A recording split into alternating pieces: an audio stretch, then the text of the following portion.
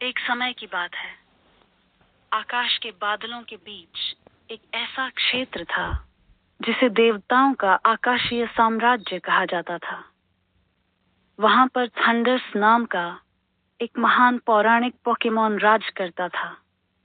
शक्तियां इतनी जबरदस्त थीं कि वह बिजली और तूफानों को अपने इशारे पर बुला सकता था। उसकी दहाड़ से आकाश कांप उठता और उसकी चमचमाती बिजली की गड़गड़ाहट से पूरी धरती थर्रा उठती। एक बार धरती के एक गांव में बुरी ताकतें सक्रिय हो गईं। इन ताकतों ने जंगलों में आग लगा दी, नदियों को सुखा दिया और गांव वालों को डराने के लिए आंधियां चलानी शुरू कर दी।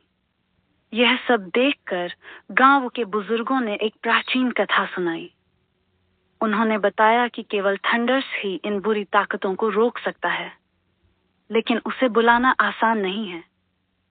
थंडर्स को बुलाने के लिए एक विशेष अनुष्ठान करना पड़ता था, जिसमें प्रकृति के 5 तत्वों का संतुलन जरूरी था।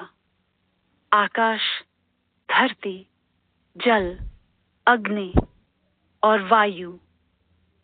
इसके अलावा दिल में सच्चाई और निस्वार्थता होनी चाहिए।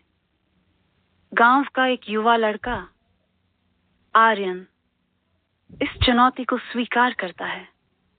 वह प्रकृति के 5 तत्वों को एकत्र करने के लिए लंबी यात्रा पर निकलता है। पहले वह जंगल से पवित्र जल प्राप्त करता है, फिर पहाड़ों से शुद्ध मिट्टी। अग्नि के लिए उसे एक खतरनाक ज्वालामुखी के करीब जाना पड़ता है। वायु और आकाश के तत्व उसे केवल तब मिलते हैं जब वह अपनी सच्चाई और साहस का परिचय देता है। आर्यन की निष्ठा और दृढ़ संकल्प देखकर थंडर्स प्रकट होता है। उसकी उपस्थिति से आसमान बिजली की चमक से भर जाता है। थंडर्स ने आर्यन से पूछा, तुमने मुझे क्यों बुलाया? आर्यन ने पूरी कहानी सुनाई और थंडर्स से मदद मांगी।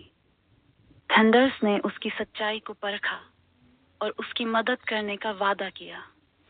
थंडर्स ने अपनी बिजली और आंधियों की शक्ति से बुरी ताकतों को नष्ट कर दिया। जंगल फिर से हरे भरे हो गए, नदियां बहने लगीं और गांव में शांति लौट आई। एक नया सबक। थंडर्स ने जाते जाते आर्यन और गांव वालों को एक संदेश दिया। प्रकृति का सम्मान करो और इसे संतुलन में रखो। अगर तुमने इसका अपमान किया तो मुझे फिर लौटना पड़ेगा, लेकिन उस समय माफी नहीं मिलेगी। इसके बाद से गांव वाले हमेशा प्रकृति के साथ सामंजस्य में रहने लगे। थंडर्स की कहानी वहां की पौराणिक कथा बन गई और आर्यन एक नायक के रूप में पूजनीय